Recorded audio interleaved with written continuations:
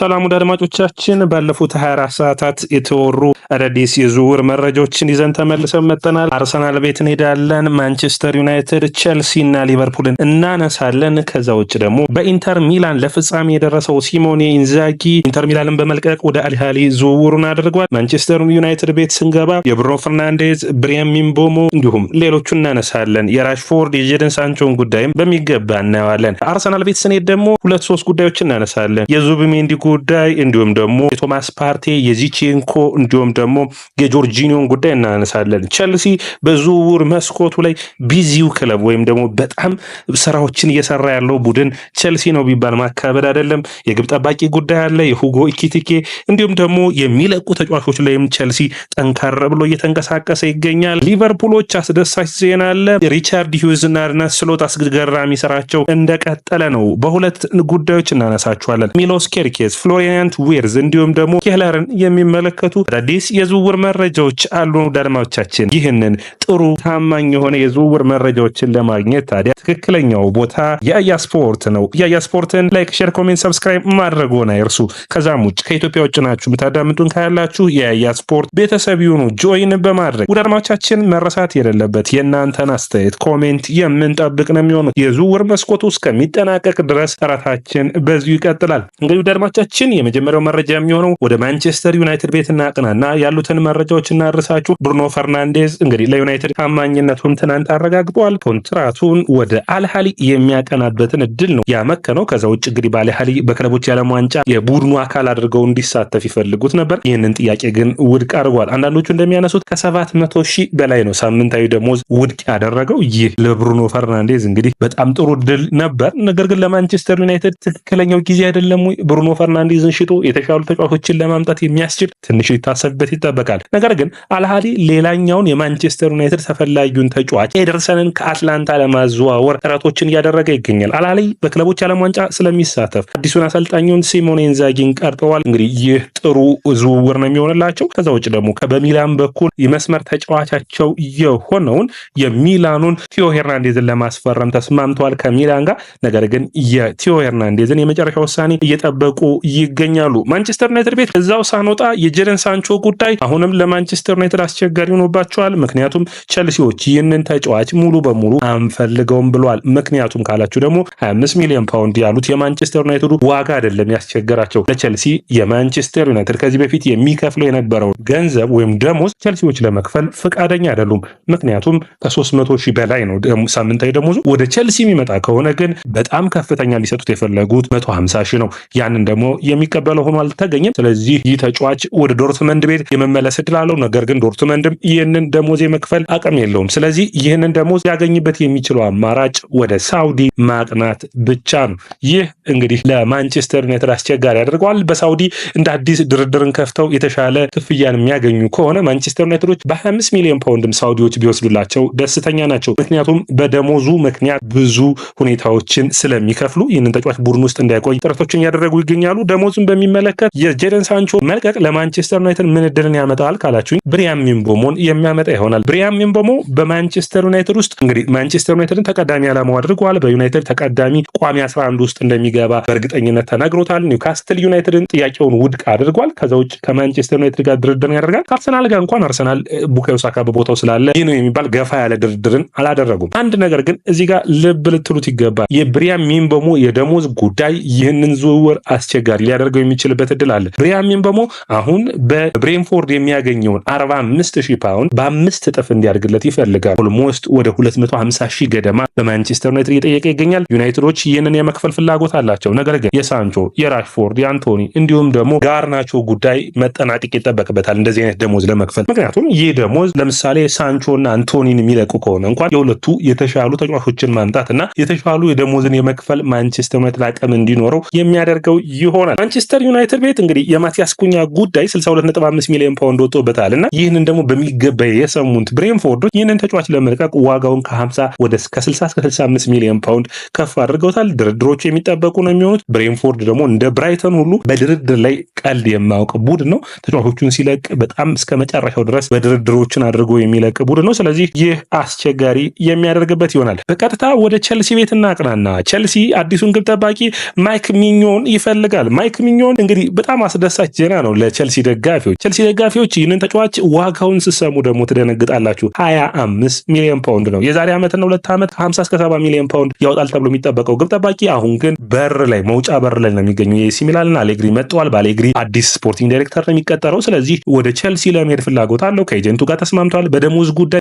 የሚፈልገውን ቸልሲ ለመክፈል የሚችሉበት ሁኔታ ነው ያለው። የአውሮፓ ቻምፒዮንስ ሊግ ተሳትፎ አላቸው። በሳምንት እስከ 120-130 ሺህ የሚከፍሉት ከሆነ በደስተኝነት ወደ ቸልሲ ለመሄድ ፍላጎት አለው። ማንቸስተር ሲቲ ነበር እንግዲህ ቸልሲን የሚቀናቀነው። ማንቸስተር ሲቲ ደግሞ በኦርቴጋና በኤደርሰን ሞራሌስ ለመቆየት መርጠዋል። ስለዚህ በጣም በቀላሉ ይህንን ግብ ጠባቂ ማስፈረም ይችላሉ። ሌላ አንድ ምክንያት ልንገራችሁ። በሚገርም ሁኔታ ኤሲ ሚላን ይህንን ግብ ጠባቂ ሊተካ የሚፈልገው ደግሞ በፔትሮቪች ነው። ስለዚህ ቸልሲዎች በሽያጩ ማስፈረሙን ጉዳይ በማይክ ሚኞር ጉዳይ የሚስማሙ ይሆናል። ኤጀንቱ ጋር ተስማምተዋል። ከዛ ውጭ ትልቁ ዜና ደግሞ ይህንን ዝውውር እንዲፈጸም የሚፈልጉ ኤንዞ ማሬስካ ናቸው። በዚህ ዝውውር በጣም ደስተኛ ናቸው። አንደኛ ለሚቀጥለው ውድድር ዓመት ከኋላ ለሚመሰረተው የቸልሲ አጨዋወት ይህንን ተጫዋች በሚገባ ይፈልጉታል። ስለዚህ ለቸልሲ ትክክለኛው ዝውውር ነው ብለው ያምናሉ። ሌላኛው እንግዲህ በቸልሲ ቤት የምናነሳቸው መረጃዎች የሚሆኑት አንደኛው የቪክቶር ኦሲሜን በሚመለከት ነው። ጆን ኦቢ ሚኬል አስተያየቱን ሰጥቷል። ወደ ሳውዲ የሚሄድ አይመስለኝም። በአርሰናል፣ ዩናይትድ፣ ጁቬንቱስ ወይም ፒኤስጂ የመሄድ እድል ሊኖረው ይችላል በማለት ቸልሲን ከዚህ ዝውውር ላይ ወጣ አድርጎታል። ቸልሲዎች ወደ ኦሲሜን ድርድር የሚመለሱ አይመስልም። ያ ደግሞ የሆነው በምንድን ነው ካላችሁኝ በደሞዛቸው የማይደራደሩ ነው የሚሆኑት። ሳንቾን ውድቅ አድርገዋል። አሁንም የኦሲሜን ጉዳይም አንዱ ነው የሚሆነው። ምክንያቱም ለነ ፓልመር ለሌሎች ተጫዋቾቻቸው የተሻለ መክፈል ስለሚጠበቅባቸው። ሌላኛው ቸልሲን የሚመለከት ጆዋ ፌሊክስን በሚመለከት በውሰት እንደማይሄድ በግልጽ ለተጫዋቹ ነግረውታል። እስከ 30 ሚሊዮን ፓውንድ ከዚህ ተጫዋች ዝውውር ይፈልጋሉ። ነገር ግን ቤኔፊካም ሆነ እንዲሁም ደግሞ ፌነርባቼ በሌላኛው የሚፈልጉት ነው። ጋላታሳራይ የሚፈልገዋል። ሁሉም በውሰት ነው የሚፈልጉት። ለቸልሲ ትንሽ የጆዋ ፌሊክስ ጉዳይ አስቸጋሪ አድርጎባቸዋል። ሌላኛው አክሰል ዲሳሲን የሚመለከት ነው። አልሃሊ እና ኒውካስትል ይህንን ተጫዋች ለመውሰድ ጥረቶችን እያደረጉ ይገኛሉ። አልሃሊ ያልኩት የቀደሙ ሳይሆን አልአህሊ ነው። የኛው አህሊ የሚባል ነው። እንግዲህ አረበኛ ስለማልችል ይቅርታ ጠይቃለሁ። ይህንን ተጫዋች ለማስፈረም ጥረታቸውን እያደረጉ ነው የሚገኙት። በቀጥታ ወደ ማንቸስተር ሲቲ እናቅና። ማንቸስተር ሲቲዎች እንግዲህ የሚጠበቅ ነው የሚሆነው ፔፕ ሬንደርስን ለማስፈረም ደርሰዋል። በጣም ጥሩ የሚባል ነው። ሪያን ቸርኪን እየጨረሱ ይገኛሉ። አሁን ደግሞ ሶስተኛው ፈራሚያቸው የሆነውን አልኑሪን ለማስፈረም ጫፍ ደርሷል። እንግዲህ ይህንን ተጫዋች 45 ሚሊዮን ፓውንድ የሚያወጡበት ይሆናል። ከወልቭስ ነው የሚያመጡት። የተሻለ ብቃት በፔፕ ስር ይኖረኛል ብሎ ያስባል። ለፔፕ ቅድሚያውን ሰጥቷል። እንግዲህ በቀጥታ ወደ አርሰናል የዝውውር መረጃዎች ላድረሳችሁ። ሊቨርፑልን የሚመለከቱ ብዙ መረጃዎች አሉ። እንጠብቁ እንዳይመቻችን። አርሰናልን የሚመለከት አንደኛው ዚቼንኮን የሚመለከት ነው። መድፈኞቹ ይህንን ተጫዋች እንዲለቅ ይፈልጋሉ። በብዙ ቡድኖች እየተፈለገ እንዳለ ይታወቃል። ስለዚህ ትክክለኛው ቡድኑን እስከሚመርጥ እድል ይሰጡታል። ነገር ግን አርሰናሎች ይህ ተጫዋች ቡድን መፈለግ እንዳለበት በግልጽ ነግረውታል። በቀጣዩም የቡድኑ አባል ወይም የስኳዱ አባል ሆኖ እንደማይቀጥል ተናግረዋል። ጃኮብ ኪቪየርን የሚመለከተው አሁንም ናፖሊ፣ ኢንተር ሚላን የዚህ ተጫዋች ፈላጊ ሆኖ መጥቷል። ማንቸስተር ዩናይትድ ቤት ያለውን ራሽፎርድንም ኢንተር ሚላን ይፈልጋሉ። ኢንተሮች እንደ አዲስ ከኢንዛጊ መልቀቅ በኋላ አዲስ ቡድን ለማዋቀር ያስባሉ። ስለዚህ በዝውውር ላይ ጠንካራ ብለው እንደሚሳተፉ የሚጠበቅ ነው የሚሆነው። ከአርሰናል ጋር የተያያዘው ሌላኛው መረጃችን የሚሆነው አርሰናሎች ጠንካር ብለው የሚንቀሳቀሱበት የዝውውር መስኮት ይጠበቃል። ከዛ ውስጥ እንግዲህ አንዱ የሚሆነው የቶማስ ፓርቴ ኮንትራት ማስፈረም ነው። የቶማስ ፓርቴ አዲሱ ኮንትራት ጉዳይ እንግዲህ አሁንም ከባርሴሎና ጋር ድርድሩ እንደቀጠለ ነው። ነገር ግን ቶማስ ፓርቴ ለንደንን መልቀቅና እንደ አዲስ በባርሴሎና መሄድን ፍላጎቱና ምርጫው አይደለም። ስለዚህ ድርድሩን ለመግፋት እንዲሁም ደግሞ አርሰናል የተሻለ ደሞዝ እንዲያቀርብለት ነው የሚል ነው። ትናንት ዙቢሜንዲ ወጥቶ የሰጠውን ጋዜጣዊ መግለጫ አይታችኋል። ወይም ደግሞ ኢንተርቪው ተደርጎ የመለሳቸውን መልሶች ወደ አርሰናል ለመሄድ ገና እንዳልወሰነ ብዙ ነገሮች እንደሚቀሩ ተናግሯል። ነገር ግን ብዙ መረጃዎች አንድ ሰው አርሰናል የሚባለው ስለ አርሰናል የሚያወራው እንዲሁም ደግሞ ብዙዎቹ ከስፔንም ከእንግሊዝ ፕሪሚየር ሊግም ከብዙ ከእንግሊዝ አካባቢ ከሚወጡ ሚዲያዎች ሁሉም ያረጋገጡት ሙሉ በሙሉ ተስማምተዋል። አንድሬ ቨርታ አንዳንዶቹ እንዲሁም እንደሚሉት በጣም ተናዷል በዚህ ጋዜጣዊ መግለጫ ወይም በተናገረው ነገር። ዝውውሩ የዘገየው በሪያል ሶሴዳድ ጁላይ ላይ ይህንን ተጫዋች እንዲለቅ የሚፈልጉት ሪያል ሶሴዳዶች ዙቢሜንዲ እንዲለቋል ብለው የራሳቸውን ተጫዋች ፍለጋ ላይ ናቸው የሚል ነው። አርሰናል የአጥቂ መስመሩን ሴስኮና ቪክቶር ዮኬሬስ ጉዳይ ዛሬ አዲስ መረጃ የለም። እንግዲህ ሁለቱንም በሚመለከት ሚኬል ሲልቨስተር ግን ሴስኮን አርሰናል ቢያስፈርም የተሻለ ነው የሚል መረጃን ተናግሯል። አርሰናልን የሚመለከት ሌላኛው የዝውውር የኒኮ ዊሊያምስ ነው። ኒኮ ዊሊያምስ አዲስ ኮንትራትን ሊፈርም ነው እንግዲህ በአትሌቲኮ ቢልባኦ ቤት። እንግዲህ ይህ ትንሽ ለመድፈኞቹ አስደሳች ዜና አይደለም። አርሰናልንና እንዲሁም ደግሞ ቸልሲን የሚመለከተው ደግሞ የሞሐመድ ኩዴስ ጉዳይ ነው። ሞሐመድ ኩዴስ ከ2025 ካለ ከጁላይ 1 እስከ ጁላይ 10 ብቻ ለ10 ቀናት ክፍት የሚሆን 85 ሚሊዮን ፓውንድ የውል ማፍረሻውን መክፈልና ይህንን ተጫዋች ተጫዋች አርሰናልም ቼልሲም ይፈልጉታልና ማስፈረም ይችላሉ። ነገር ግን 85 ሚሊዮን ፓውንድ በአርሰናልም በቼልሲ እይታ የተጫዋቹ ዋጋ ከፍተኛ ነው ብሎ ያምናሉ። እንግዲህ ውሳኔዎቹ የሚጠበቁ ይሆናል።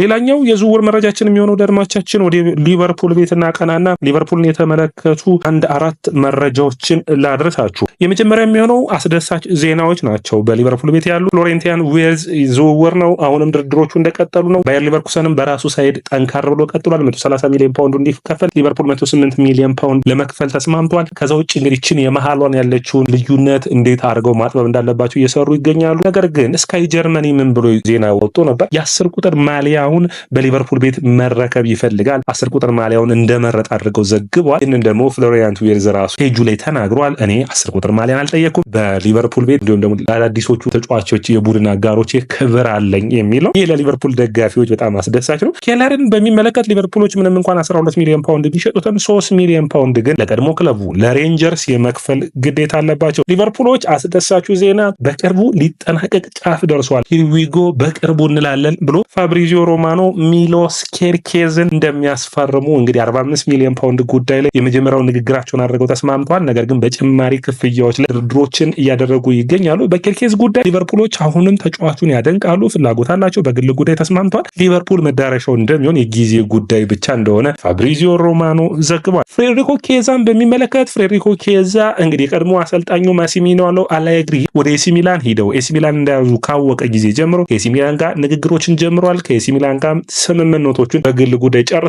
ኤሲ ሚላን እና ሊቨርፑሎች በሚቀጥሉት ጊዜያቶች ድርድርን የሚያደርጉ ይሆናል ተብሎ ይጠበቃል። አርሰናልን የሚመለከት የመጨረሻ አንድ ነገር ልንገራችሁ። የዩናይትድ ኪንግደም ፕራይም ሚኒስተር ወይም ጠቅላይ ሚኒስተሩ የአርሰናል ደጋፊ እንደሆነ ታውቃላችሁ። ሰር ኬር ስታምነር ይባላሉ። ይህ የአርሰናል ቀንደኛ ደጋፊ ሆነው የውድድር ዓመቱ እንግዲህ ስለ አርሰናል አስተያየቱን ሰጥቷል። የአርሰናል እንግዲህ በቪአይፒ ደረጃ የአርሰናልን ከሚደግፉ አንዱ ነው። እንግዲህ በግልጽ የተናገረው ማይክል አርቴታ አጥቂ ማስፈረም አለበት፣ ቡድናችን በሪያል ማድሪድ ጨዋታ በኩል ጥሩ ብቃቱን አሳይቷል፣ የተሻለ ቡድን መሆንና መቀጠል ይጠበቅብናል በማለት አስተያየቱን ሰጥቷል። ውድ አድማጮቻችን እነዚህን የሰዓቱን የዝውውር መረጃዎች ያቀረብኩላችሁ ያያ ስፖርት ነው። ላይክ፣ ሼር፣ ኮሜንት፣ ሰብስክራይብ ማድረጋችሁ አትርሱ።